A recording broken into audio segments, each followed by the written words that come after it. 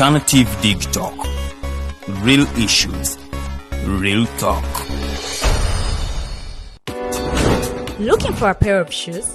Let's Up Stores has a wide range of selection for unisex footwear. We have the best quality of all brands at pocket-friendly prices, and we make deliveries countrywide. Just place your order or reach us on 0772 08 0090. You can also check up at Let's Up Stores on all our social media platforms.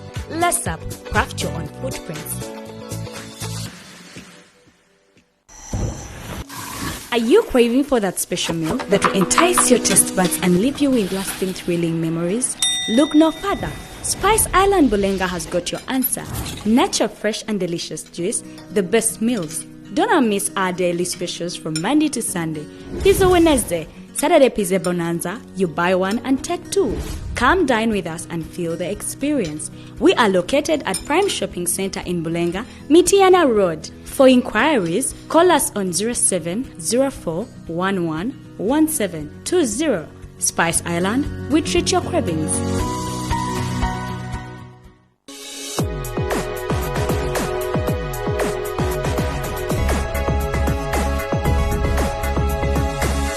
The alternative Digitalk. Real issues, real talk.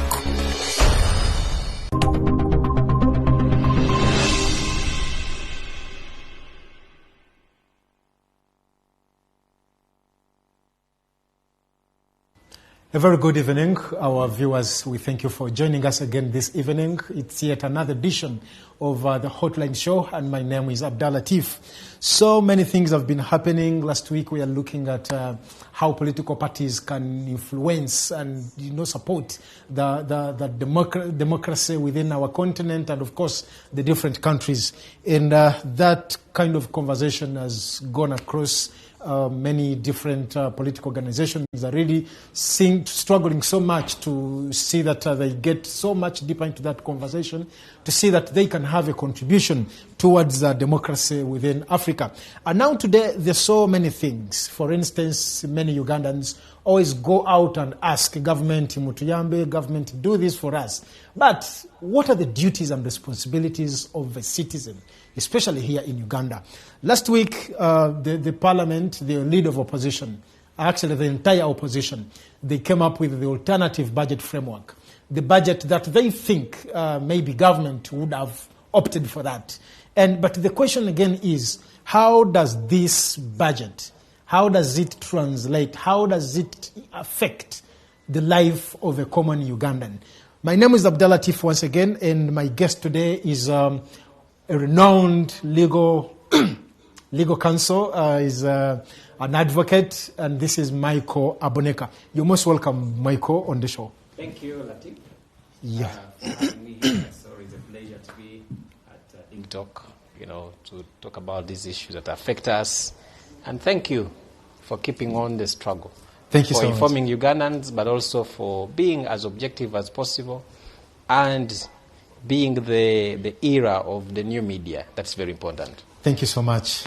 Yeah, we strongly believe that media has taken a different direction. And we believe that this is the way to go.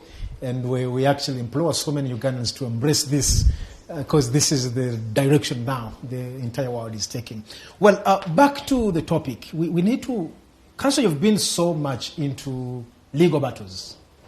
And I want to take you back slightly. 5 years back, you took the Watoto Church to court. You were challenging some of the things. There is a way you call them, you termed them stringent rules. Actually, I termed them unconstitutional. I think it's the media that liked the word stringent. Well, those unconstitutional rules. Yeah. And guidelines, yes, right? Okay. Yeah, for people to be, people to get married. To get married officially and all that. Then I was also partly going through the judgment, and that there's so many options. If you think Watoto Church is not fit for you, if you cannot meet the guidelines that they set up, why don't you opt for another church? Why don't you opt for maybe customary marriage? Why don't you go for maybe the civil marriage? And so many of that. Now, kindly, I want you to slightly dig into that and take us through. You appealed. You went to the Constitutional Court. They're like, no, they couldn't proceed with this. And now you insist you want to appeal again on this case. What is your concern in this? Thank you. And the background to this is that Article 31 of the Constitution gives the parameters in which marriage between man and woman, people of 18 years, must conduct marriage. And marriage is of right. And the Constitution is clear that everyone has equal rights before the law, during, and after. That is the dissolution of marriage. You have equal rights. Now, there were conditions which actually find that in almost every place, every church, even mosques, and they ask you, especially for the girl child, you are above 18 years, you are an adult, even if you're 40 years, they're asking you to go and get a letter of consent from your parent or guardian. Only the girl child. So we argue that that alone is not only unconstitutional because then you're procuring consent. Marriage has to be between two adults. Okay? No third party. No third party. So when you make it mandatory for a letter of consent from your guardian, then you're procuring consent. In contract, that contract is void because you have procured consent. People are supposed to agree. So but there's someone now influencing. There's someone influencing and saying that if I don't allow my daughter to get married, then they cannot get married even if when they make a decision, which I think is bad. And you see, this is patriarchy being entrenched in our society. Why don't you ask for the boy child? And that's the question we asked before court. Unfortunately, court said, no, it's okay. But a week before or 2 weeks before, the same court, in another petition which challenging child marriages, in the judgment of Justice Sengonda, he clearly states that no guardian, no parent should be able to consent on behalf of adults who wants to get married. And he categorically states how marriage is between two parties and the rest. So 2 weeks later, I am shocked by the same court saying that it is okay in the leading judgment by Justice Christopher. So I think that is unfortunate. So what court is saying that in this country, it is okay for a girl, even if you're 80 years, you must go and look for your parent or guardian. I don't know if they are still alive. They must give you the letter of consent. Now let me give you the background. Some of these things are not accidental. I know many young people who have been struggling to get married simply because their parent is dead. They have a guardian who is saying, if the boy doesn't bring money, we are not giving a letter of consent. So they've been selling letters of consent. And then the girls end up cohabiting. And then they end up being in a situationship which is not marriage in law. Now, when the so-called husband, who is a boyfriend, because now they are not married, we can decide to say, I'm going on with another wife, wife, because you're not married in law. Meaning that even if there is any problem, you can't seek divorce, because before you seek for divorce, we ask you, are you married? I was trying to show the implication of this. That if you're not properly married, it means that you may have difficulty in securing your rights, as especially the girl child. Because the man is going to go and get another woman and marry them properly in accordance to the law. You've seen people who go to people's weddings and said, yes. And ideally, they have never been married, by the way, most cases. And I tell them, as long as marriage is determined by the laws of this country, and who is a married person is one who has been married and celebrated in accordance to the laws of our country, either Mohammedan and all those others. So people are just there and they're just adult girlfriends and adult boyfriends. Just a few weeks back, I was reading a document that was written by the president, yes, Mr. Museveni, His Excellency, and I think was responding to the requirement by the IGG for the public officers to declare their wealth. And then he was like, the law must resonate with logic. And now in this case, I want to borrow that. Would you take a wife whose parents have not consented her to go into that marriage? Or to whose parents have not consented her to go into a marriage affair? Yeah, because you see that marriage is not for the parents, unfortunately. The marriage is between the two parties. And that's why people don't know this. People make vows. The I do part where everyone likes most. People are consenting. So where is the parent there? Why are you making it? You see that's you call it an oxymoron. That you're saying before you get married, we need your parents' consent. So why don't they bring the parent? To say that I do. To say that I do. It's just, lack of a better word, stupid. Yeah, why don't you bring the parent to say, now I do on behalf of my daughter. It's an affair between two individuals. Now, what we are creating, we are saying that girls are silly. They can never make a decision on by themselves. They can't make the independent decision. Naye mukwanjula ebintu mwabiriya ne mugamba nti omwala waffe hand in marriage kukwanjula si kyekyo. Kati lwaki ate eri bagamba nti no twagala ebbaluwa okukakasa nti the parents have consented. But they already gave their child the things like they said during the introduction, which is also another marriage, by the way. But so you see that the thing about human rights is that human rights is universal. As a court, you're supposed to say, is this thing constitutional or not? Not to say, go elsewhere. If I am being traumatized and my rights are being violated here, as a court, you are the guardian. You are the walezi of the constitution, of the rights. You're supposed to say, this is wrong. So what does court say?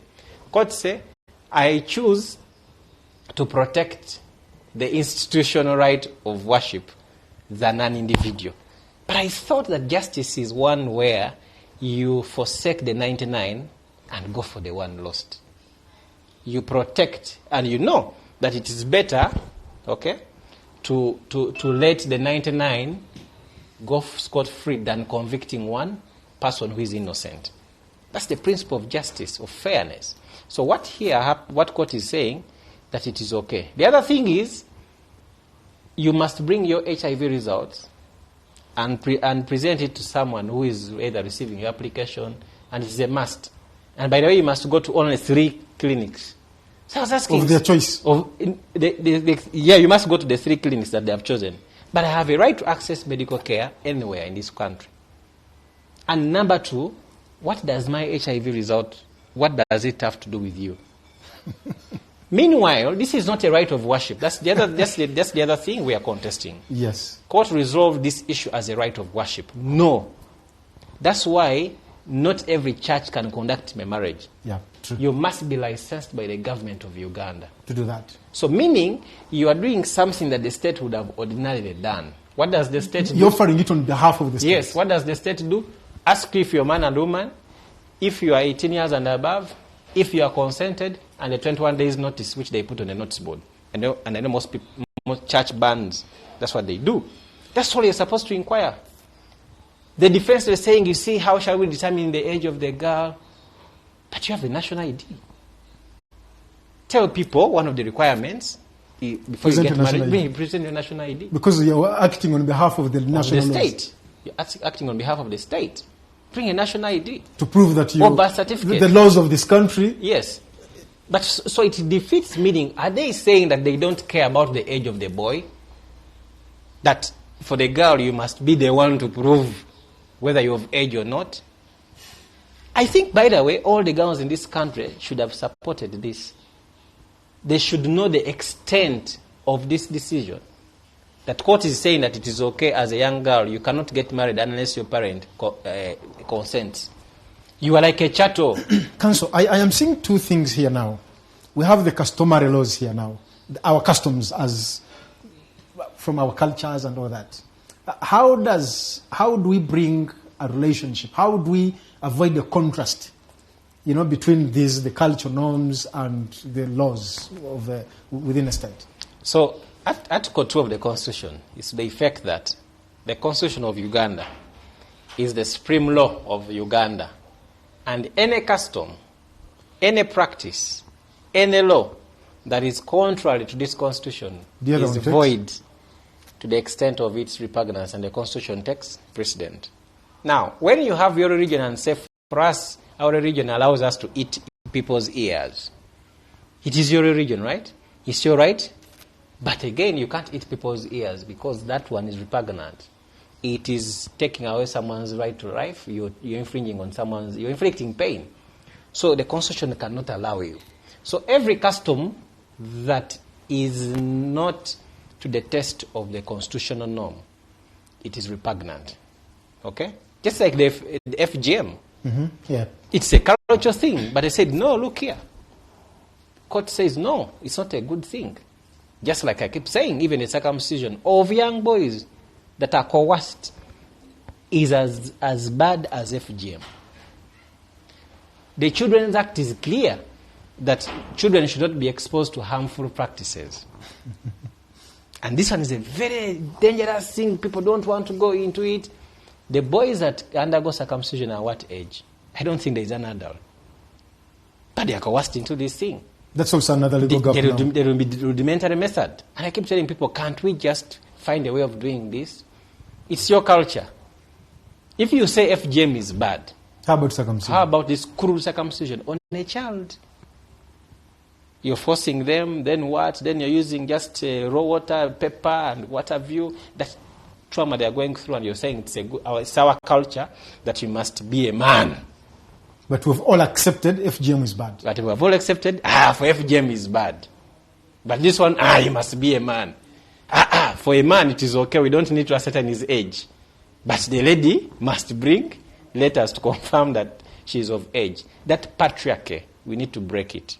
The third is that you must appear before one Latif. For counseling? No, not counseling. For a 5 minutes interview or for whatever. And then they have a choice to say, I think two of you are fit to get married. Or not. Or not fit, or fit with conditions. So the question is, where do you get that mandate? Where is it in law? That a church elder... That whoever will sit. So what if, what if my intending spouse, probably you had an eye for her or him, and you just say, not fit to get married. So what authority do you have to say that? So you see what I mean? Is that when we think, for court to say that they are protecting a right to worship of that institution, an institution and a building does not have a right to worship. The right to worship is a human right. It is not a company limited by a guaranteed right. And this thing... It's not a mere right. It's not just a mere right that a company has a right to whatever. I know we've been arguing those things, whether a company is a citizen or not. Okay? But we are talking about a human right. Does a building and a legal entity have a right to worship, or the people they are in? So this one was not an issue of right to worship. To say you can choose elsewhere. The point is, I've identified, the Constitution Article 137 says, if any person sees or comes across any practice, any law that they think contravenes the Constitution, they bring it before court. So I've brought it before you. And now you're saying, I don't go there. So what is it? Yeah? So it's unfortunate, but we hope that the Supreme Court will see the sense we're trying to make. And this is not just about me or having personal issues with anyone. We are just saying we are the walezi wa katiba. We are the guardians of the Constitution. And it's everyone's duty to ensure that everything has a taste of the Constitution, which should be a good thing. But right now, as we speak, girls, woe unto you. Isn't this an uphill task for you? How I find it really so hard for you to... Yes, I really feel you and understand your argument in this. But I want to refer to something. I remember there was a case which had Buganda Kingdom, actually the Kabaka in particular, and Mabirizi. And one, when you listen to Mabirizi, you could see some kind of sense in it, but Korea is like, no, we can't take on this. Aren't we more likely to experience another scenario of the sort? Yeah. Like, yes, regardless, Aboneka, you have a point in this, but please, we are not proceeding with this. Yeah, you see, court is court, but I think that the reason why, Article 26 is the effect that judicial power is derived from the people of Uganda, and that it shall be exercised in accordance to the values and virtues and the interests of Ugandans. It's not what breakfast you had as a judge. It's not what inclination you have. It's not what church you go to. It's not what club do you go to. It's not where your children go to. It's about the people of Uganda. In the right thinking society, democratic society of Uganda, do you think it is okay for a woman of 40 years to get a letter of consent before they get married? Is that what the people of Uganda think? That's it. That should be simple. And we thought that it's going to be simple. But indeed, these issues of public interest, by the way, it's not even always about the win, but the boldness to stand against an injustice. Because look here, this is a big entity. And someone is there, you're saying, actually people are saying, I'm fighting God, as though God lives in temples. Okay? So these are the huge things when you see people going against all these multilaterals, these big companies and what have you.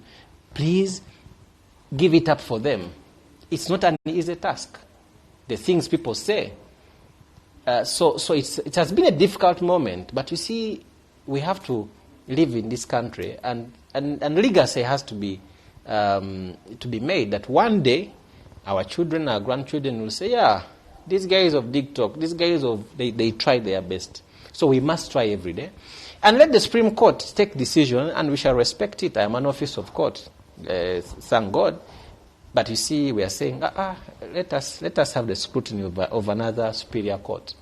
If they think that it is okay for a woman in this country, then we shall, as people say, bring it to the public opinion, the court of public opinion. Well, Counsel, that takes us again to, I think I find it related to this now. The juvenile marriage, children, between, is it under the customary marriage law? They actually four: customary marriage law, the Mohammedan law, and the Hindu, yes, and even the Marriage Act somewhere. So some of them are bad to the effect that if the guardian refuses to get consent of the girl, you go to the court, the Chief Magistrate's court, who is going to consent and say, you go and get married whether you like it or not. At what age? For the girl, at the age of 16. So I think I need to understand this, and maybe even our viewers to understand. Is this an exception in the law? Besides, because we all know that someone matures at the age of 18. Now, are these exceptions within the law that at the age between 16 and 17, someone can go into marriage under what circumstances? So under the Mohammedan Act, the Customary Marriages Act, and the Hindu, so they're providing that the age of the girl is 16, who is a minor, right? Now, the Attorney General was arguing that these laws were made before coming into force the Constitution. And they were arguing that under Article 274, there's what we call saving, applying modification, adaptation, and etc. That was their defense. So I told court, these things are for us who are in court here. They are for lawyers. But the Imam is only reading the Mohammedan Act. What does it say? You are 16. At least 16. And you're 16? And then, what do you call it? That nikah. Process. Then the nikah happens. Are you going to say he's acting illegally? Are you going to say read Article 2 of the Constitution? Are you going to say read Article 31? That's what I told the court. That when the Imam gets his Mohammedan Act, that's all. That's all. That's all he knows. And what are you going to say? That he's...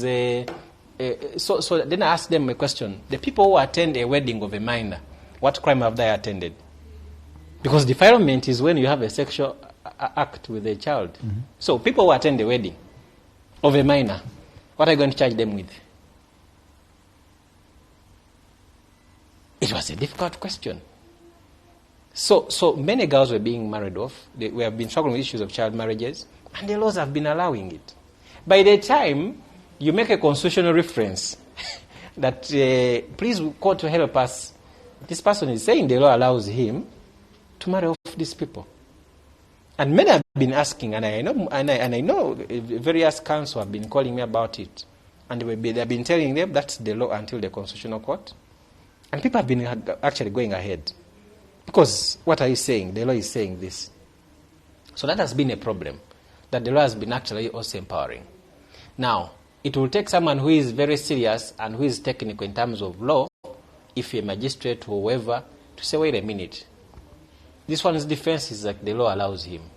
But again, what does the Constitution say? But what does the Constitution say? But you see, by the time you get there, the girl is either, maybe by the time your trial comes, you're on remand, she's having either 3 children, yeah. And then someone's going to say, but we have defilement. Yeah? But at what point do you get to defilement? If I am just having a child with me, and I'm not having sex with them, what offense are you going to charge me with? Okay, not me, but them. You see how difficult it is? Yeah. You want to say child trafficking, that's why you see that even the police officers get crazy and they say, child trafficking. Yeah. So that one is going to help us because court came, actually it was a unanimous decision. All the five justices agreed that with us, the petitioners, actually it was Michael Aboneka and a magistrate, Martin Kiria, his worship, to the extent that these the various sections of the law that permit marriages of the children below 18 years are null and void and should be scraped off. Now, there's what we call, there's been always a debate, does court make law or not? Actually, it's what I was going to ask you. And in this instance, yes, because we know what that means, that you can no longer use those laws because court has outlawed them. That's set a precedent. Yeah, so meaning it has created a new order. So you cannot use that old order. And actually, even if there were no other laws like defilement and what have you, if you went ahead to continue doing that, you'll be in contempt of court. And contempt of court is the only offense that is not prescribed and driven. It's the only power that was left to court. Court can look at you and say, go and serve for 40 years, depending on the situation. It's not written in any way. Yeah, and the Constitution is clear, Article 28:12, that except for contempt of court, any other offense, even these dustbin things, they must be written. Yeah, they must be written. So I think that is progress. But like I was saying, I was shocked when 3 weeks later, the same panel that is saying that it is not okay for a child to get consent here, they are saying it is okay. The other side. Probably because of who the respondent is, I don't know. But that's our society we are in. So now that judgment repeals of all those within the Sharia now, yes, the customary stuff and all that. Yes. And by the way, this has opened up because we've received calls from India, we've received calls from where people are grappling with the same issue. And actually we are helping them formulate, good petitions and advocacy campaigns. And people should know that actually when you make a progressive judgment or a progressive decision, it's good for Uganda. Even those ones that are not, because the other party is happy, but you see the point is, at what point that are those people who put those guidelines in their own conscience, do they think that it will be okay for them to do that to the same children? Counsel, I think I see a good cause in you, in all this you're doing. But now, even right now as we speak, there is a 16 years Hajara who has just gone into a car somewhere. There is someone who is planning to have a customary function on the weekend. You make these good laws, the good precedent set up by court and all that. But at the end of it all, what happens? Are there some sort of efforts maybe to sensitize those who strongly believes in those laws that you're repealing of? Yeah. Or when the court makes its pronouncement and it brings it, that's all? Because you. there are those sheikhs, there are those hajis, there are those, how they call those people who conduct traditional customary marriages? I mean, there are those, the local traditional... They don't even know that there is a Counsel Aboneka who went to court challenging this. So, I agree with you. So, we have over 4,000 NGOs in this country. And majority of them are doing work on women's rights, children's rights. And it had to take me, who is not doing women's rights, to realize that we actually have a problem, and then we went to court. And now we have a big milestone. But they have been doing that. So for us, we cannot do everything. We don't have the resources. We don't have the human resource to be doing everything. What we do best is we do what we know best. That is, we are in court, so we'll do that. But I agree with you that also our society, the way it is shaped. Because ideally, people should be rallying behind, and actually no one even called to say we thank you for that, or can we do. And the people who are actually calling and saying, how do we take this forward, are people out of this country. India here and wherever. But the ones who are ideally are supposed to be doing this together, no one is saying, oh, that's very good. How do we proceed break it? now? How do we, we've been fighting this thing for no one. And that shows the problem we have, that everyone is fighting for their bread and butter. We use our own money to go to court. We use our own fuel to go to court. We spend sleepless nights. We are having gray hair. We are doing all these things just because we love our country. And then the question is, does our country love us? That will be for another day. But so the guys who have the money, who are driving all these big cars, no one calls you to say, this is a very good decision, thank you, how do we take it forward? But what we've done is we have allies, we have networks, we have partners that we are pushing this. We have pushed this to the media, the people we work with, trying to break it down, but we are saying we need more of that. Because people need to know. I have already I've shared this judgment to the Muslim community, the lawyers. They're trying to do sensitization. I've done the same to other colleagues. The means I can, because I don't have the money. If people can't even give you a shilling to prepare a petition. No, not even a phone call. Not even a phone call, say thank you. You don't expect them to send you mobile money. And that's why we don't take the approach of going there and always begging for people for money. Please support, please do this, please do this. For us, we said there is this cause. We need street lights, and we have filed a case. If you think it's a good thing, join us and give us some money. Those who do, do. Those who don't. But in the end, there are those who are going to call you and thank you. You go to a garage to fix your car, and a mechanic says, I heard you did this, thank you for us. A mechanic. And that's what we love. For us, that is now the payment. That a mechanic down there in his recognizes your contribution. That's to me, that is now the fulfillment for this. But it's not easy. Yeah, but we hope that this will continue. And I've written to a number of colleagues and saying, guys, can we publicize this? Beyond, you're running around forming groups, empowering girls and not empowering boys. You're telling the girl, don't be touched. But not telling the boy that don't touch the girl. In the end, it's all, wasted effort. So we have to balance, like they say, balance the boat. Well, that's Counsel Michael Aboneka. Is doing some good work there for the good of this country, a job which is not paid for, but rather a pro bono service, whereby they have to incur their own costs, just for the good of this country, to put certain things in order, like, no, we've been with this for quite a long time, but the right way, it should be like this. I think we must applaud them for that. But again, like I said, the biggest question remains, now what?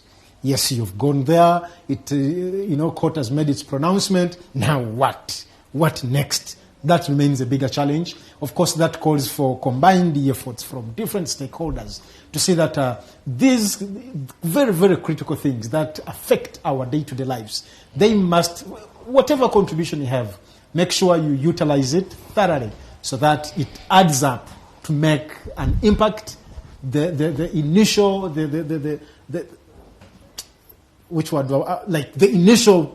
persons who spearheaded the initiative, they had an agenda, and we must all contribute towards achieving that. Well, I think we'll be going for a very, very short break. And when we return, we will be tackling quite a number of things. Recently, we still have so many things to do with the homosexuality bill. We still need to make sense of that to fully understand it. Today I've been having a conversation with a colleague here.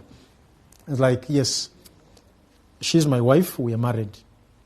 But we choose not to go for penetrative sex. What is that? Well, the... Counsel will start from there. Okay. Let's go for a very short break, and when we return, the Hotline Show will continue, and we'll be picking it up right from there. My name is Abdelatif, and we'll be back soon.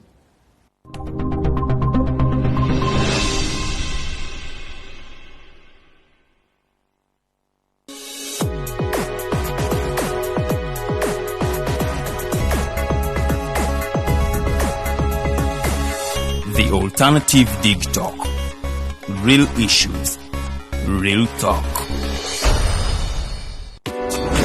Looking for a pair of shoes? Les Hub Stores has a wide range of selection for unisex footwear. We have the best quality of all brands at pocket-friendly prices, and we make deliveries countrywide. Just place your order or reach us on 0772 08 0090. You can also check up at Les Hub Stores on all our social media platforms. Les Hub, craft your own footprints. Are you craving for that special meal that will entice your taste buds and leave you with lasting, thrilling memories? Look no further. Spice Island Bulenga has got your answer. Natural, fresh and delicious juice, the best meals. Don't miss our daily specials from Monday to Sunday. Pizza Wednesday, Saturday Pizza Bonanza, you buy one and take two. Come dine with us and feel the experience. We are located at Prime Shopping Center in Bulenga, Mitiana Road. For inquiries, call us on 0704 11 1720.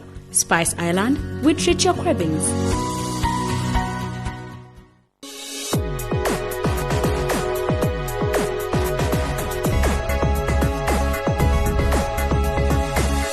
The Alternative Digitalk. Real issues. Real talk.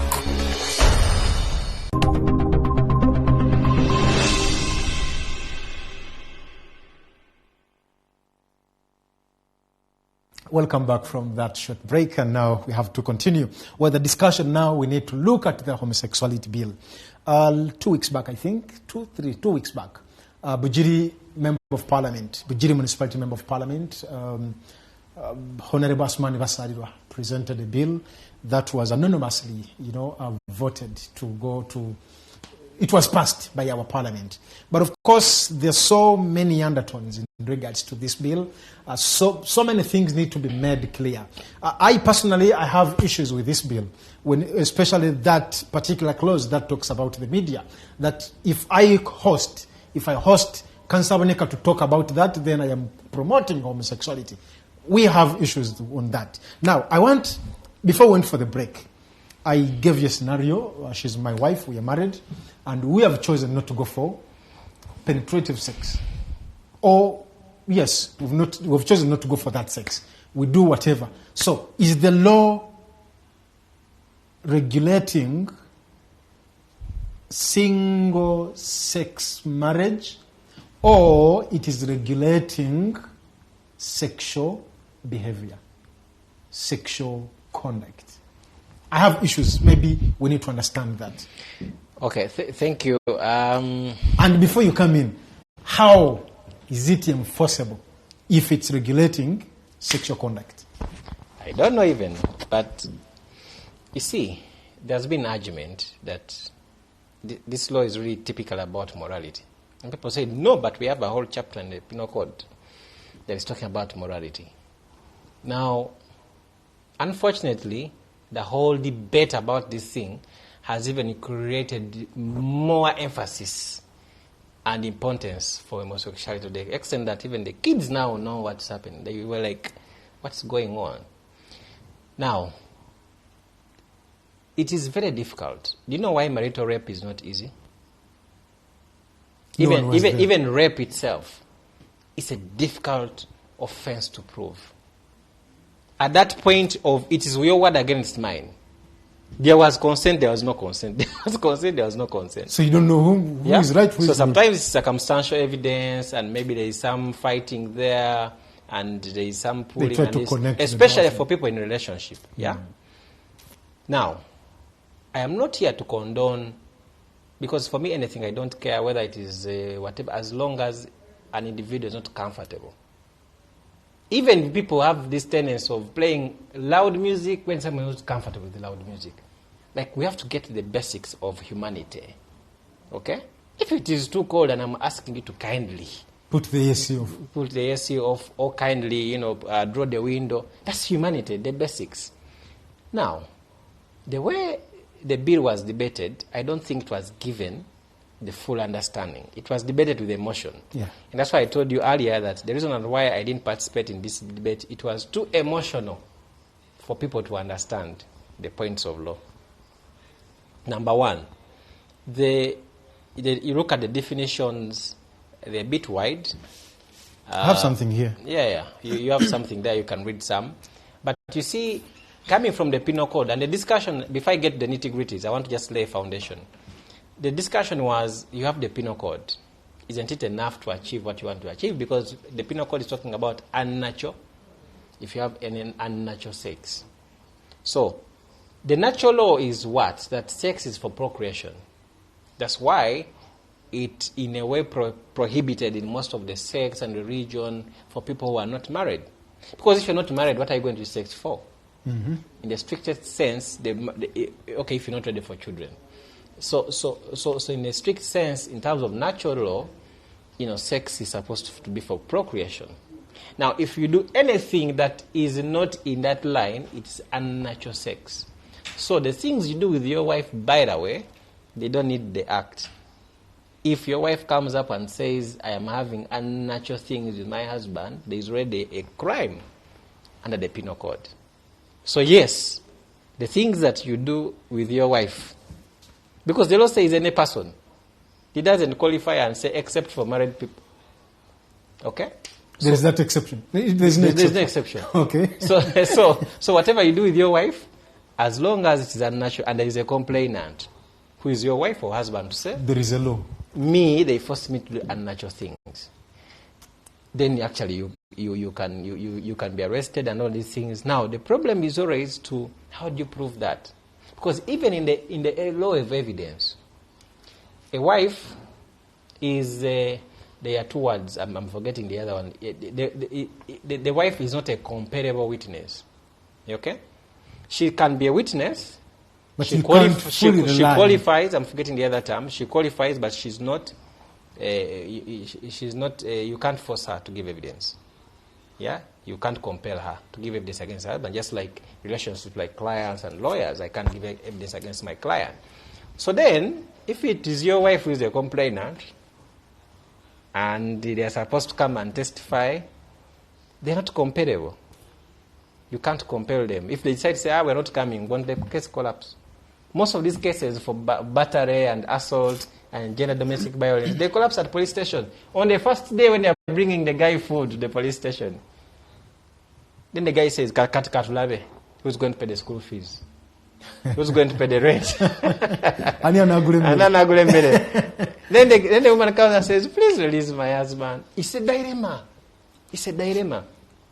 And then people there are saying, why did you release? But then she asks a question. Are we going to pay my rent? So back to this law.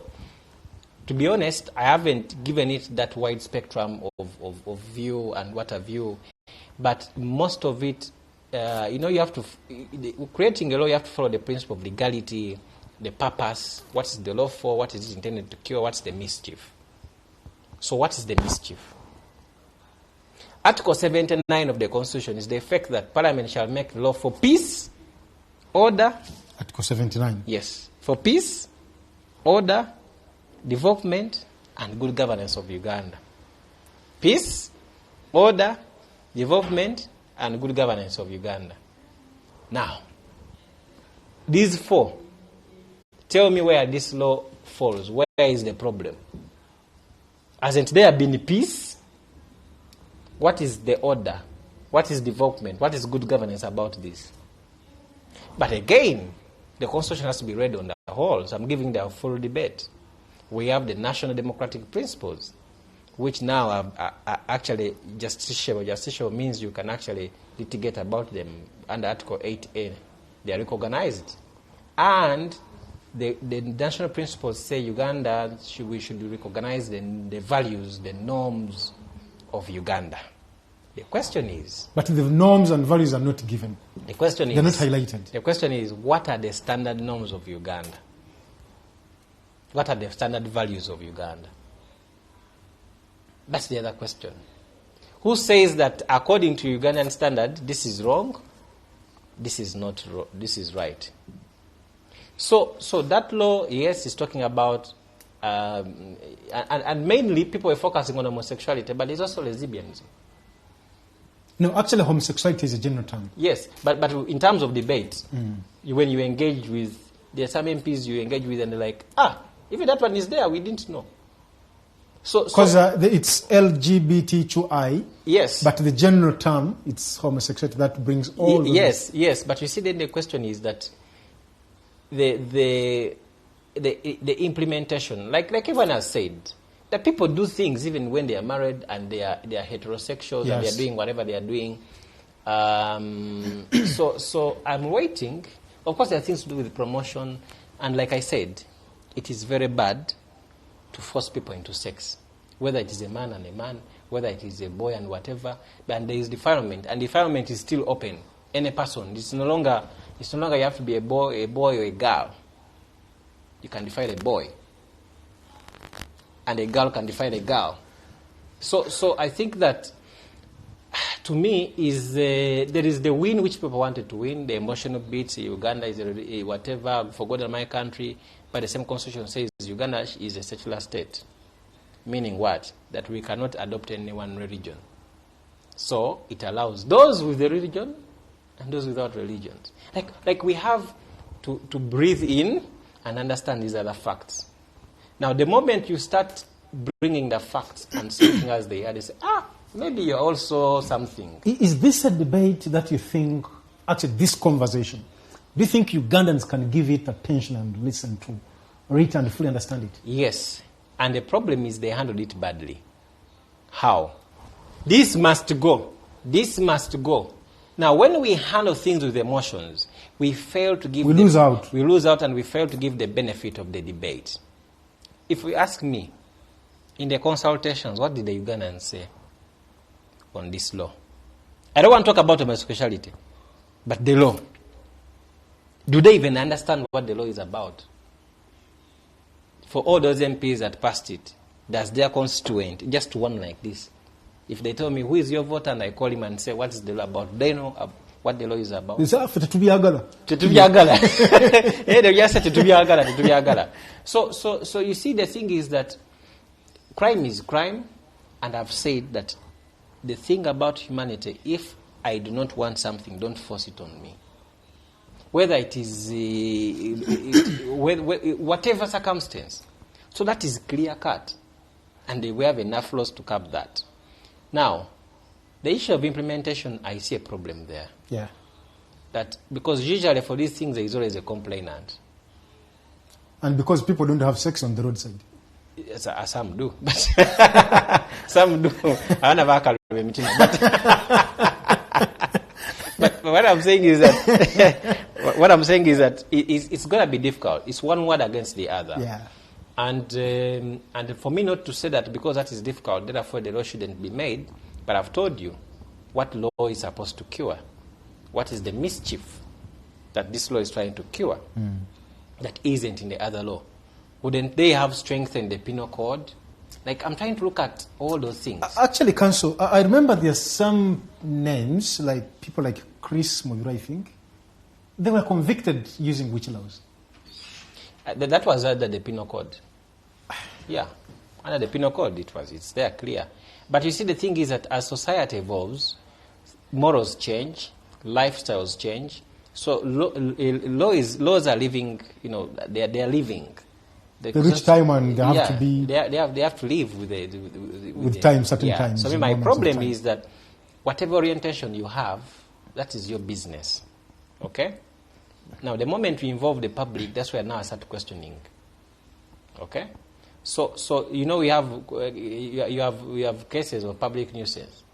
Even just being there, you remember the letter abig guy, he was fined. Because you're saying, you're a public nuisance. Because ideally, you're expected to go to a private washroom and do the business you're doing. So there are laws about morality, promoting morality and what have you. But as a government, where would you put your resources? Because then you have to implement this law. You have to train people on how to use, not crude methods. Because I know people have been using crude methods of examining people they assume have been having that kind of unnatural sex, which is very crude and in itself actually a torturous act. But because it is, we think you're a suspect of. So the problem is that when you use emotions and you use the card of morality, whoever is going to be implementing that law, they're going to implement it with advanced anger. You get what I mean? Mm-hmm. It's advanced anger. You just have to say, just allege that someone is being found is doing homosexuality tendencies and etc. You're finished, because they will never approach it with objectivity. And that's what law is, to weigh the evidence. So it can be used against anyone. It can be used against an activist. Counsel, there is a law.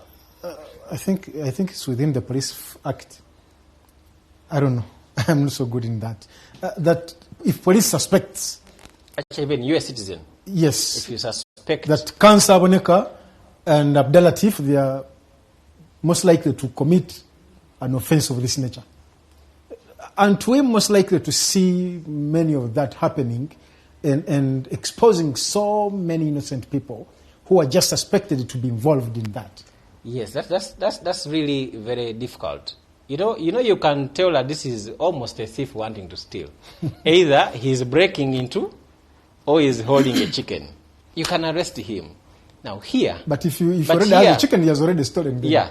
He's not about to steal, but he has already stolen. No, but it can be his. It can be his. But for you, you stay in village X. You are in village Y, and with a chicken, I think you're a thief. You get what I mean? Mm-hmm. Then later, you're like, sometimes it comes and crosses this village. Yeah, everyone is a suspect. So for that question, actually, it's a very difficult one. If two people are sitting there and having a drink, at what point do you draw a line and say, the way they are drinking their Sprite, seems they're in love. Seems that something is about to go down. Hey, it's going to be difficult. It's going to be difficult. And we're not condoning criminality. You may just want to use the word criminality. Criminality is you're doing something against me, like it's against my will. Okay? That beat murder, beat anything, it's against the will of the person. No one says, please kill me, I want to die. Oh, come and rape me, I feel like I need to be raped tonight. No. All that criminality, I'm against it. No one says, I want my chicken to be stolen. I'm against criminality. That's what I started with, people respecting. There was a comment here, and someone was asking if you could see does Counsel Aboneka in any extent see value, like in that bill that we're talking about? So besides the gaps. Yeah, so for me is that, for me it's okay for a law to do its job. And you see, that's why I'm saying this debate for me is difficult. It's not really a value debate for me to say whether it is a good or not. Because for me, I assess everything objectively, by the way. And it doesn't matter who is bringing the law and etc. I am against practices of that nature. Where and for me, the thing is that I don't want to get involved in private individual stuff. If the individuals think they're okay, let their God judge them. But if they start doing that against someone's will and consent, it is as bad as rape. I don't know if people understand me. So the debate shouldn't be about sexual orientation, but should be about the criminality of that sexual orientation. That you just go on the street and grab a boy, that's a crime. That you just go whatever. So that, because we are all sinners, and fallen short of God's glory, but there is time for redemption and correction. So it is okay for people to say we are creating a law for this, but let us follow it throughout. And also the dangers in which, for example, do people know that there is a Planned Parenthood bill passed about the partnership, whatever? Because they are boring, because they are at that level. Yeah? But because this one really touches everyone and it's emotional, and actually people should know that if the law was signed today, even this talk show will be summoned because we are promoting homosexuality. Actually, people should know that Naba Batambula and they are making campaigns and they're marching, they are also violating the law, by the way. And I don't know whether the president is going to sign it or is going to send it back. And by the way, for you to say that you're going to now revoke a license on a media house, I just don't understand it. There is a comment here, I think I should read it for you. This is Ethan Mwine. It says, the elite rationalization of homosexuality. The guy has successfully avoided any single side of the issue. He's just vaguely talking about it without any founded side of the issue. Anyways, so now, in this case, where even the supposed implementers of the law are biased and emotional, how do you think this is going to play out? Should the president assent to it or not? I think. Okay, that's a good question. I think he wants to hear you say it is good or it is bad. That's now, if I didn't study law, those will be very easy debates. But this is what I do every day, and I'm always challenging laws every day. So I take careful balance to say there are gaps. The law has to be clear. And like I told you from before, I try to avoid such debates because they are always really very emotional. Mm-hmm. And I don't have to have a side. And I've told you that I don't have to have a side. Mine is to say critically, should we be making laws? Now, tomorrow we are going to do a law about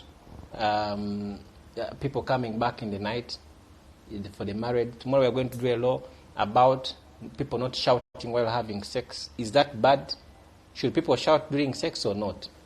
So those will be, arguments that then are going to make us feel like we are just here for morality. So people want to, and it's also my right not to give you my opinion about something because I know what I am doing. So for me is that, and the good thing we are debating the law and not the thing called homosexuality, because me I don't know it, I don't understand it. I'm still reading reports. I don't understand it. What is homosexuality? As an individual, I don't understand it. And that's why I've kept away from the debate. I'm now discussing the law. Because what is homosexuality? Who stands and says this is homosexuality and this is not? What standard are they using? Counsel, yeah. Do you think this bill was given enough time? No. Or it was rushed? No, it wasn't given enough time. And that's why you see that after, these are things that might happen. A, the president may return it for Parliament to make amends to some of the things that are glaring. Number two, he may totally not sign it, or even sign it. But it has already glaring mistakes. So it wasn't given time, because it was rushed, it was emotional. Now let me tell you, the viewers who are watching us, when was the last time you were consulted on a law? When was the last time you consulted on a law to pass in Parliament? Ideally, I thought that this law would have been a good candidate for public consultation. But they are going to say, yeah, we invited Pastor Sempa and all these guys to Parliament. Meanwhile, even some of these guys said we don't need this law, including Pastor Solomon Malay, including the Attorney General and the rest, because the Red Penal Code is there. Let us strengthen it. But what I am understanding, and after the bill being passed, even those who strongly campaigned against it, or who have been doing it, they do not understand it. They only talk about one element: same-sex being together. These other components that come along with that, you see, they actually not even talked about. It's even difficult. By the people think that I don't engage. I even asked one of the MPs and I told them, so when same-sex people kiss, Is that a crime? If it's a crime, how have you provided for it? Okay? Is kissing a sexual orientation or not? People have Bibles, and Abraham kissed his children and whatever and what have you. So you see where the argument is. So is kissing also a sexual act? Is touching someone a sexual act? So we are going to get lost in all those things just because I told you there is no standard. So I think they should have given it a wide debate and consultation. I'm okay for us to have in a wide consultation. I even avoided personally to get involved in that because I told you it was highly emotional. People are charged. They can't hear the sanity. They can't reason it out genuinely. No, they can't even hear you out. Yeah. When you say, but wait a minute, you are So then when we reach that level as a country, then we have to cry. Because what is law supposed to cure? What has been Uganda's problem in that area? Yeah? Already we have a law that curtails that. So even me, I want to be pushed to what is your stand? Are you against homosexuality? I've told me I'm against criminality. Of any nature. Of any nature. I'm against people who are going after chicken. I'm against a criminality of any nature. Well, we are trying. I think maybe our viewers should understand. I personally, I've always said this. It's very important that much as sometimes we copy so many things from different countries and we tend to import them to smuggle them into our culture to make them part of us. But I think we need to copy things which fit in our society. And much as this is not right. But again, we need to fully understand it. Otherwise, it will even be very difficult for the law enforcers to implement this. Because I'm foreseeing this. Yes, if Mr. Museveni chooses to sign, he will sign, but who will be convicted anyway? How will you convict someone? Besides those, like maybe because we are talking about it, but will they use that law to net the real culprits? Let me even say this. To those who are watching us, if your son or daughter came and said, I am a homosexual, what are you going to do? You as a law-abiding citizen. Are you going to hand them over to police? So that's what they have created. That whoever says, I think I am a homosexual, they have committed a crime. So when your daughter comes back from those so-called international schools, you spend money a lot, and whatever schools, the traditional schools, you've had stories. If they come back and say, I'm a homosexual, what are you going to do to them? Kill them? Your own child? Hand them over to police? Is that what the law is saying? So what I'm trying to bring here, that I'm trying to bring this as near as possible to you. That if you're faced with that situation, what would you do? How best can you deal with it? How best can you deal with it as an individual? Okay? So we have to deal a lot of these things. People need counseling. Others need prayer. And so we can't definitely just condemn things because we haven't faced it. Counsel, what would be your prayer to the president of this country in regards to this law? To me, my prayer would be that let him look at the bill in entirety. The areas that are glaring should not be in the law. Those that are okay and they pass the test, that should be fine. But it shouldn't be boxed to the extent that now Parliament is pushing him. He's now the one on the guillotine. That for us as Parliament, we did our job. It's now your president who is not doing his job. No, because as the president, he has to offer leadership, by the way. The president is supposed to be balancing the scales. At least we all know he's against homosexuality. Yes. But now let's look at the legal implication of this. Exactly. So he has to take calculated steps in terms of what will be the legal implication of what I am doing. And as a president, you don't want every time to sign a law and the court quashes it. Then what does that talk about you? Yeah? So people shouldn't give the president time. And he has said, give me time. Okay? And he has talked many things, others are nurtured, others are nurtured. If people think that this thing is just very simple like that, you're finding adults there, children are involved. We have all had stories. We have all had people who have been, at individual level, we have people who have been sodomized.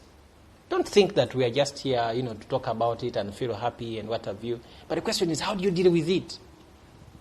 Now, if you're saying that whoever has engaged is a criminal, now your person who is a victim, for you think you sent your child to school to study, and for the last 5 terms they engage in that act. So, but you're saying now, condemn him to death. So some of these things we need to be careful on how to handle.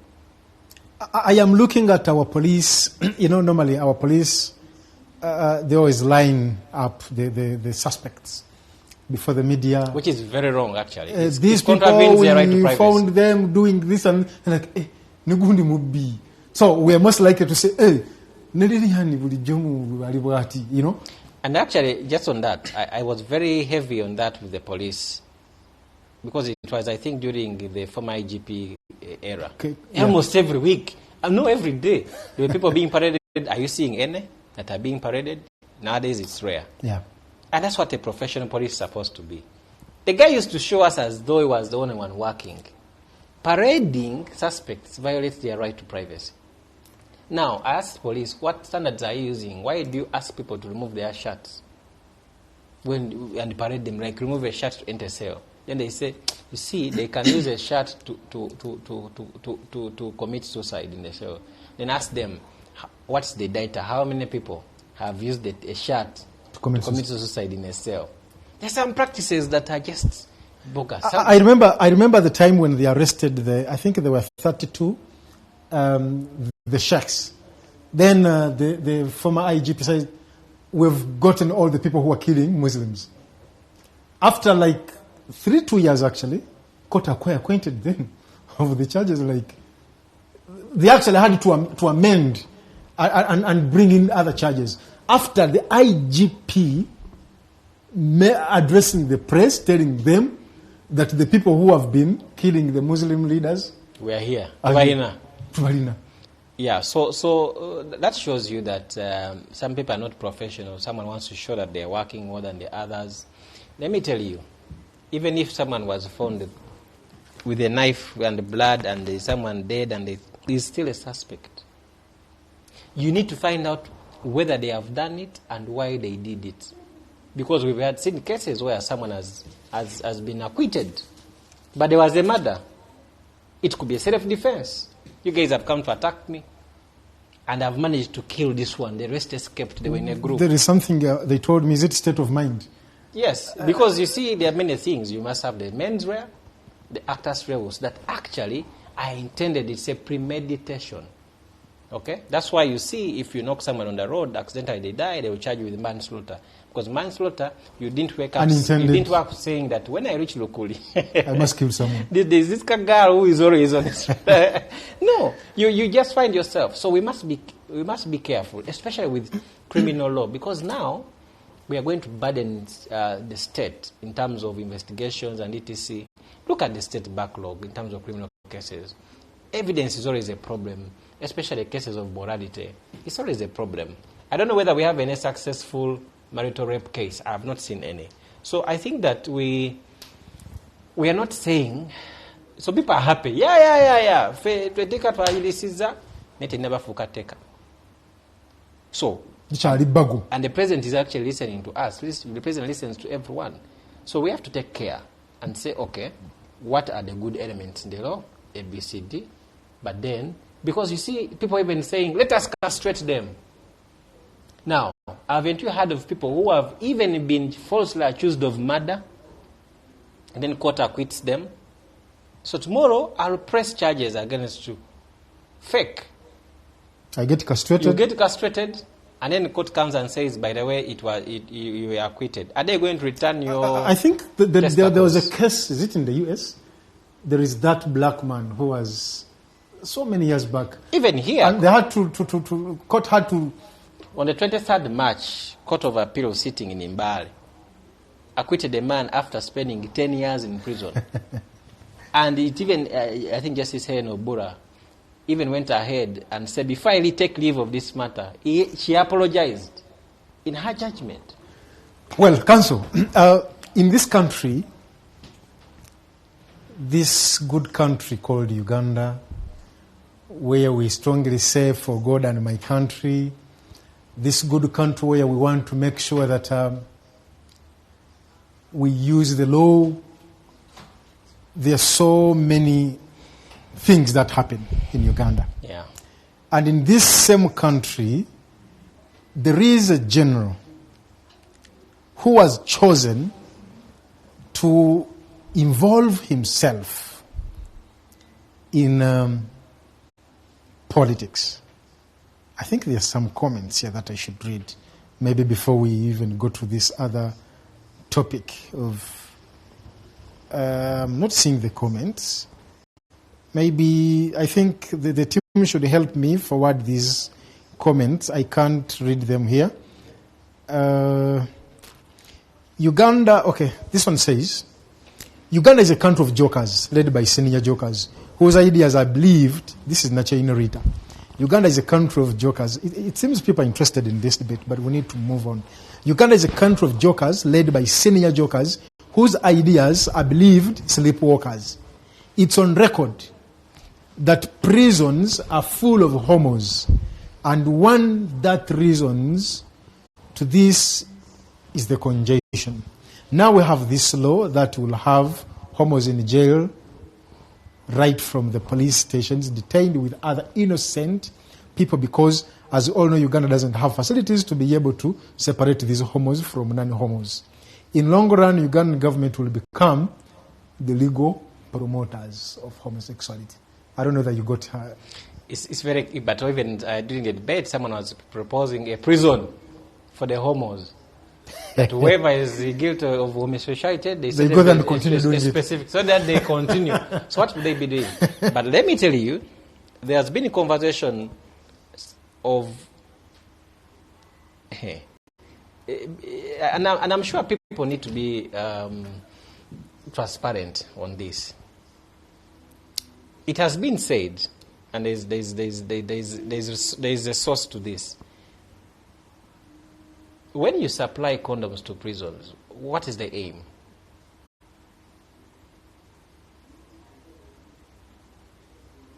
Because in Uganda, our prisons don't allow conjugal rights.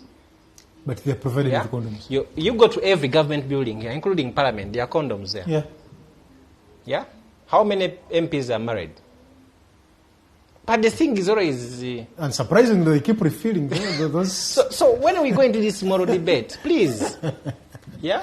Every building. But the bigger problem is that no one is putting sanitary towels. They think that a condom is very useful and very important, that the world cannot breathe unless we have condoms, than sanitary towels. Again, patriarchy. We must make sure that the men can have sex when they want. But for the girl child, when she's in her men's, she should cater for herself. That's very bad for this generation. Counsel, let's put this conversation to rest. Now, the issue I was trying to introduce on this debate tonight, it's there is a general. He has continuously traversed this country, west, east, south, north, trying to promote his agenda. And our laws are very, very clear that a serving army officer should not at any single point be involved in partisan politics. And there are very bad precedents that have been set for this country. I remember, there's some generals, I think General Kayihura, was it Kayihura? General Sejusa. General Sejusa. All these were arrested. No. There are some generals who have crossed to this side of the politics without actually resigning their military ranks. And then, when I bring in the issue of Sejusa, I remember, was it 2009? No, 2019, I think. I'm not so certain of the exact time. When Sejusa wrote a letter that there is this project called Mohozi Project. And only that letter saying that there is this project, which is actually now proving to be practical. That letter caused so many people lost jobs for months. Media houses were closed because someone said that there is a project called Mohoz. And now as we speak, we are not trying to make Mohoz more relevant and very relevant, but we need to look at the legal implications. If it was a different army, it was a different general, other than Mohoz, would things be as they are right now? Thank you. I'm going to look at it in two perspectives. One, what is even our army doing in Parliament? When have they ever voted on any issue? During Namuganza's censure, the army walked out. The army has 10 representatives. It is the only interest group that has more MPs. The rest have 5. Why do we have army in cabinet? Cabinet is a political. Being a cabinet minister is a political office and a partisan. Okay? You are implementing the NRM manifesto, but you are a soldier. Now I'm telling you that these are some of the things we challenge before court, and soon we are filing petitions. The army should get out of parliament. The army should get out of partisan politics, including cabinet positions. Now I'm giving you the basis. Mm-hmm. Now, when you have a serving army general saying all sorts of things, including those that actually have effects on our relations in terms of international community, and the CDF cannot reign, and I want to state this categorically. I have asked, as Michael Aboneka, I've asked the CDF, I've asked the UPDF spokesperson to tell us and give us a comment on these things that are happening. They have never. Have you ever seen the CDF come out? I had one time the army spokesperson here. Mm-hmm. He failed to give me the right answer on that. Yeah. So, but if it is any other person, we've seen it before. They would rain on you and arrest you because under the UPDF Act, it's not allowed. Under the Constitution, it's not allowed. The UPDF is supposed to serve the people of Uganda. So it's supposed to be non-partisan, and you should not engage yourself in partisan politics. Are we in a multi-party politics dispensation? Yes. So people have been saying that, you see, and we have had this debate, by the way, with the General Mohoz's guys on Twitter and what have you. If tomorrow Twitter closes, what else is there for the general? Away from that, they have been arguing that the statements he's making are not political. So ask them that being a president of Uganda, is it being a cardinal, like you are appointed as like a pope? For a general to say, I'm now going to stand in 2026 as a president, you're calling that non-political? It beats our understanding, but of course it doesn't, because probably people can't advise him. So it is very wrong. It is setting a very wrong precedent, by the way, for the army, if they don't handle it well. Because tomorrow, someone else is going to stand and say, yeah, I'm also getting involved in politics. And they will quickly rush, arrest that one, and try that one. Why are they doing that with Mohoz? Why is it so special? Is an army general? Could there be a very well-calculated plot behind this, which could be actually beyond appearing on a ballot paper, and something that could be plotted? Now let me tell you the plot. The plot is diversion. The plot is diversionary. All those who waste their data in retreating and engaging this guy, you're wasting your time. To me, it is diversionary, and I don't even engage.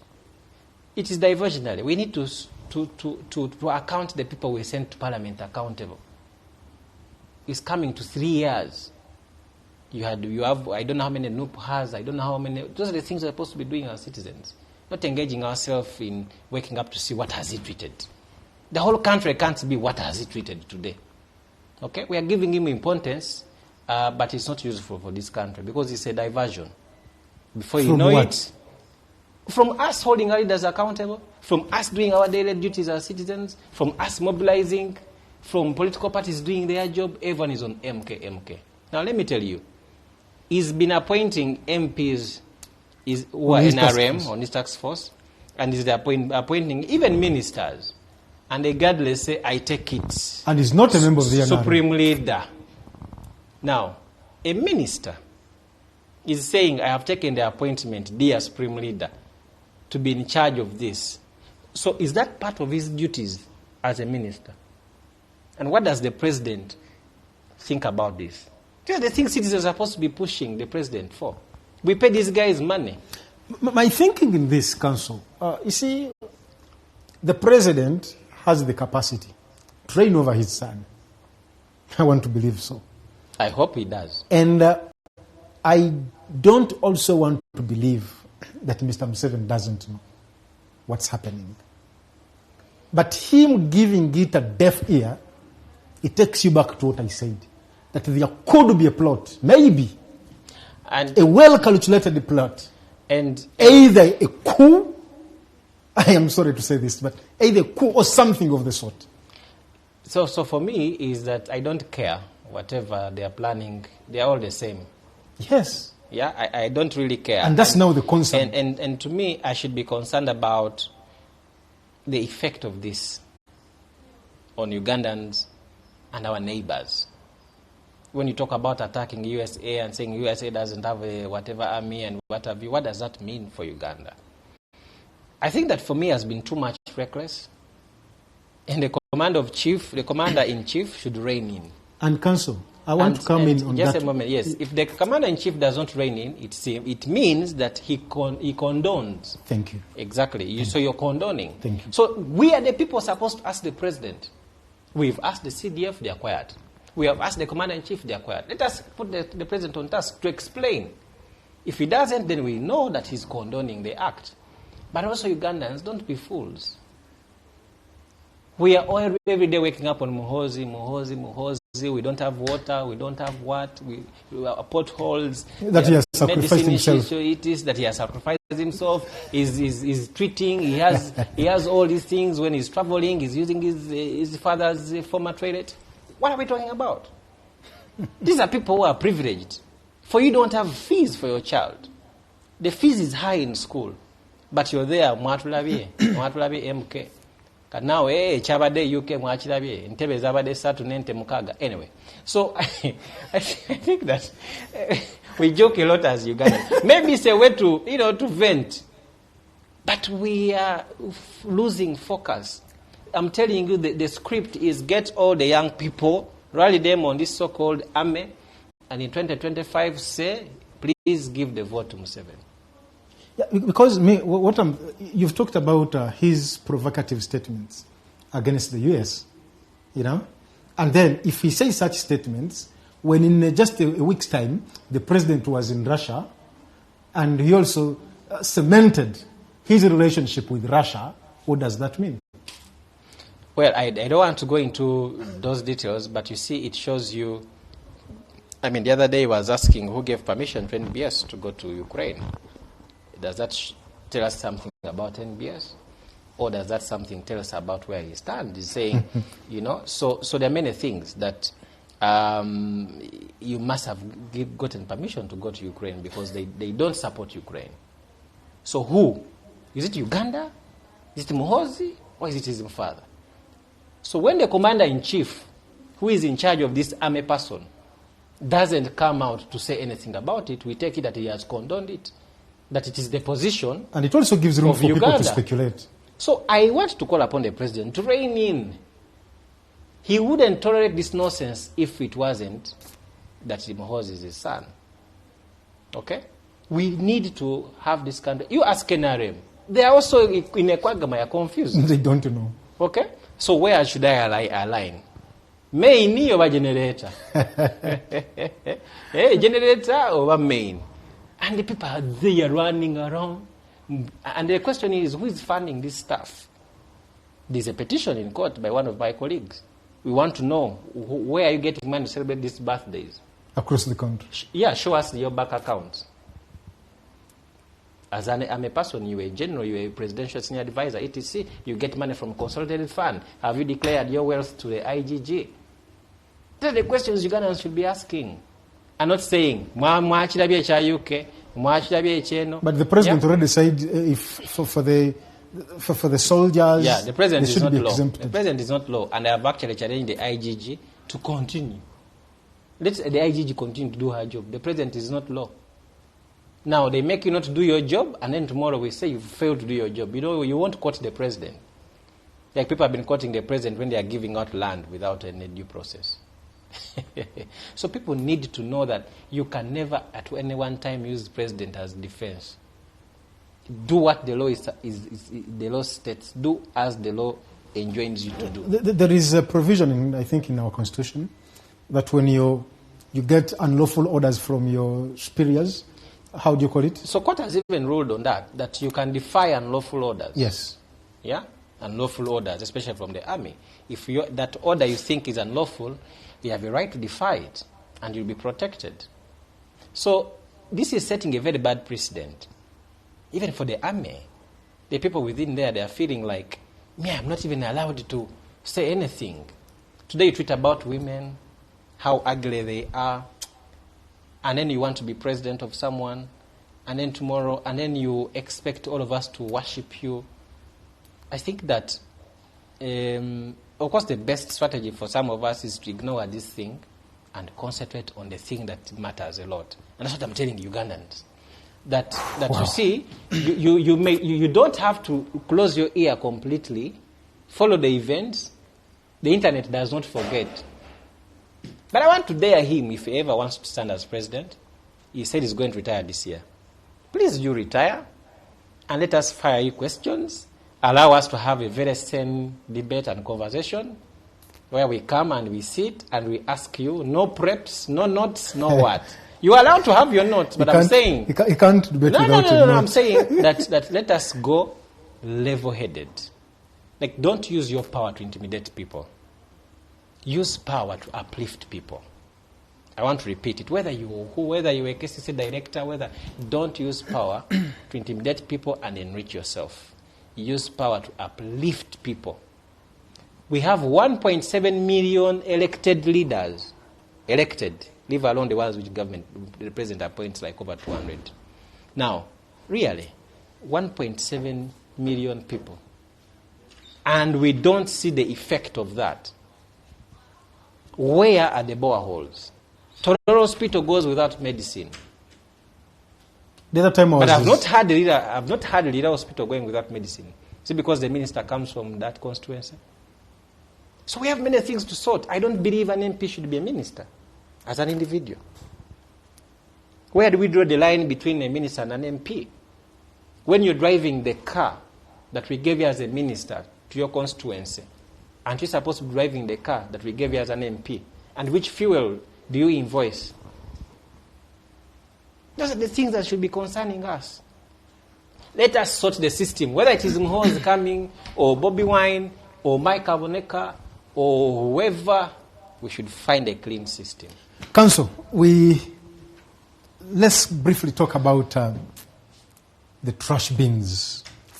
National Environmental Management Authority, working with environmental police, they were about to enforce, I want to call them directives, that if you drive a car without a bin, you have to pay up to 6 million.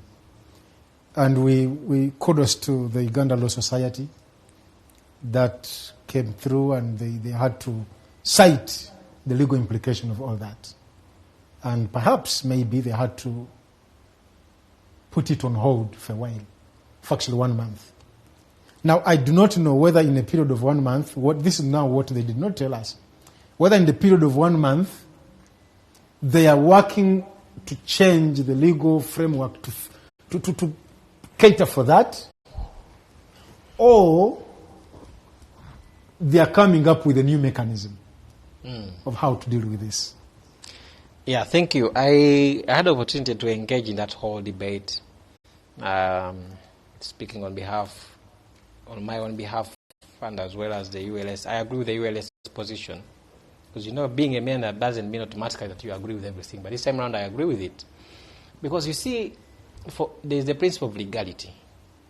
That for every criminal offense, it must be defined by law and its punishment prescribed by law clearly.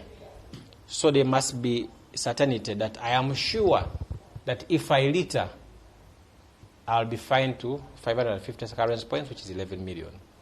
Now, currently, Article 97, Section 97 of the National Environmental Act is on littering. It talks about littering, and if you litter, what the sanction is. 11 million shillings, that's fine. Now, NEMA says we're using our authority under Section 97. Which talks about littering. Which talks about littering. So I asked them, the law is one of littering and not one of dustbin. So they are going under the law of littering to create another offense of not having a dustbin.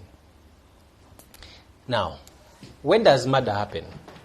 When there is a dead body.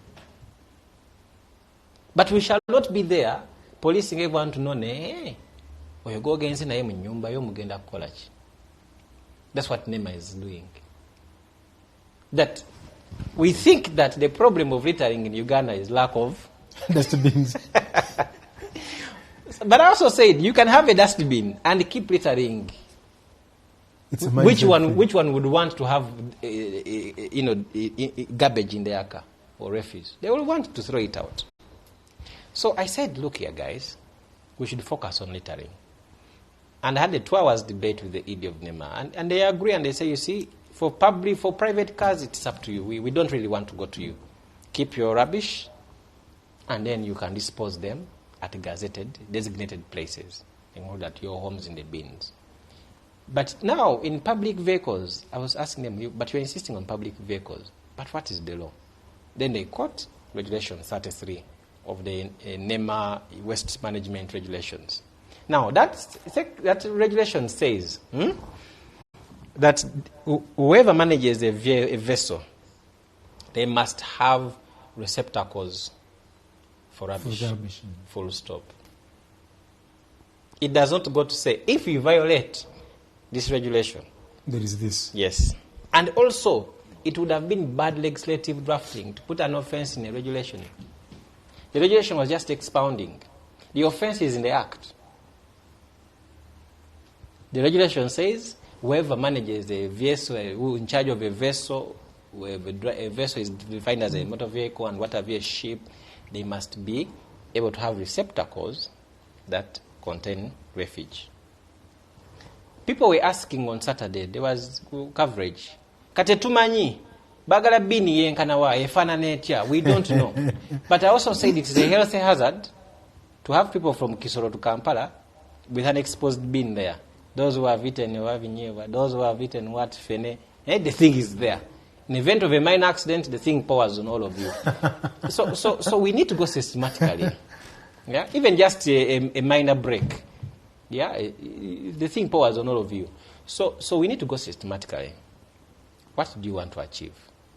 And actually the same Section 97, it says the minister shall create certain instruments to effect this section by clarifying, one, what wastage is, and what containment means. So in there, they can clarify and say you should have this maximum number of, if you have a vehicle of about 30 people, make sure you have, so that it is clear. Otherwise, when the law is not clear, everyone is going to implement it the way they see. These guys, you ask them, you're going to implement, what are you going to implement? And again, maybe, Counsel, is this a concern of those who man the vessel or the passengers who own the vessel? I am looking at a scenario. Someone is seated at the back seat, and there is a trash bin where for those who, if like in the public, Costa. Yes, in the Costa, there is a dustbin somewhere, maybe at the entrance. Yeah. So the person seated at the back seat is eating something, and he eventually drops it out. Uh-huh. So that's now a difficult one, because you see, the thing is, now the one who are thrown out, the passenger, ideally should be arrested for littering. But the law is a bit vague in 97 clause 3.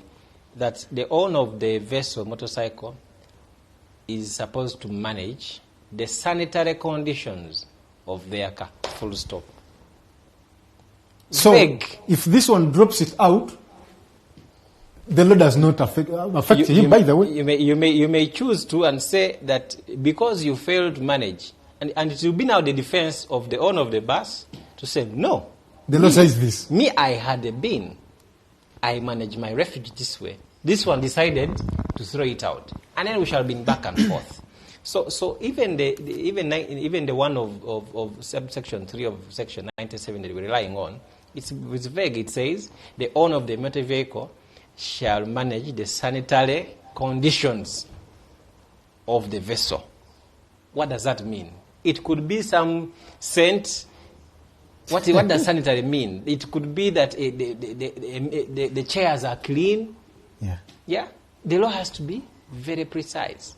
And I was telling them, how do you interpret subsection 3 to say, I think according to us, you have not managed the sanitary condition of your car because it is smelling like hell, but there is no rubbish. How are you going to manage that? Counsel, we live in a country, as we wind up, we live in a country where citizens seem to either don't know their duties, their roles, their responsibilities, but again, we have mastered one thing. Each and every time we have even the very, very minor thing, we cry it out to the government. Government etuyambe. Government etuyambe. Even on something really that needs...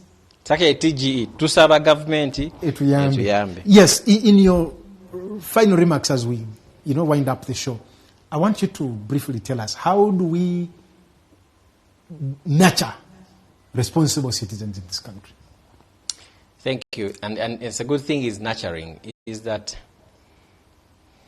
we learn by seeing. So, whatever is being done, someone is learning.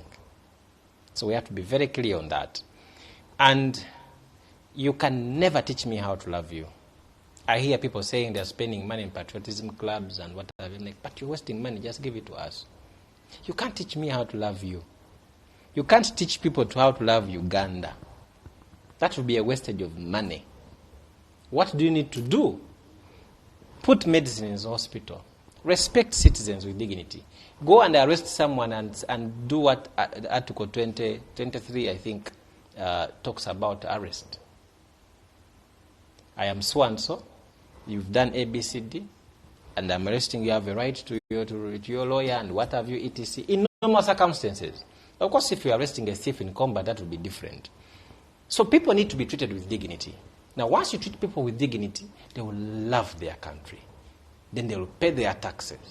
Now, if I'm paying taxes and a pothole, which is just opposite Naguru Police, up to now, that road is impassable, and you expect me to continue paying tax, which is just a few meters away from URA, someone will feel like I shouldn't. In countries where things work, where public transport works, where you got hospital, heating is working, people say it's okay, let us pay our tax. So, the duty of a citizen under National Objective 2 of the national objectives and state directives of policy, it's clear that the state shall promote the participation of citizens in all affairs. Article 3, Clause 4, defense of a constitution. Every one of us must do whatever it means to protect the constitution. It gives us, it's the grand norm. That's our cardinal duty. We must protect the constitutionalism of this country. That's why some of us belong to the, Walezi wa Katiba, guardians of the constitution's coalitions. Because everything is anchored there. That's the duty of a citizen, to defend the constitution of Uganda. Okay. Maybe the last one.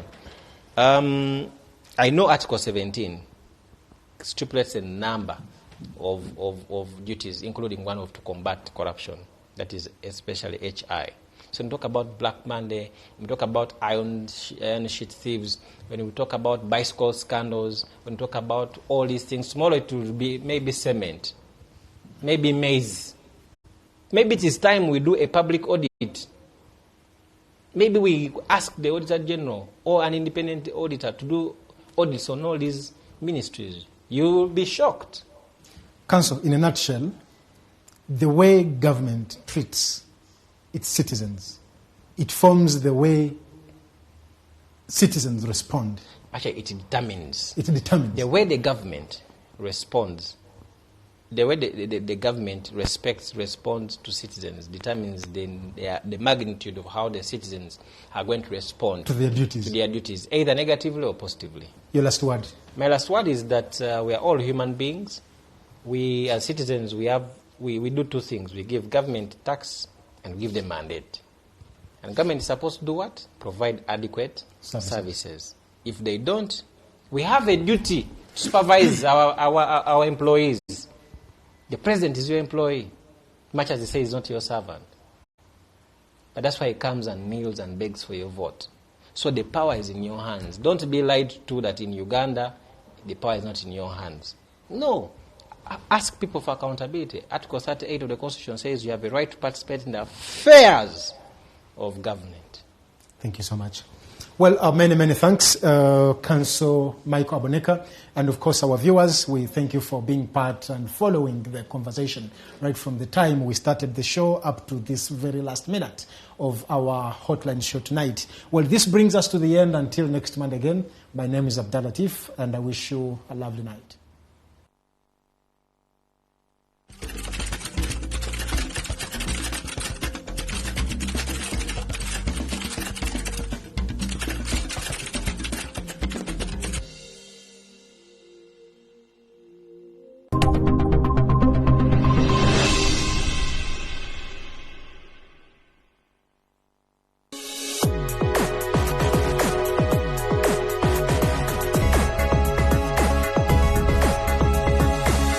The Alternative Digitalk.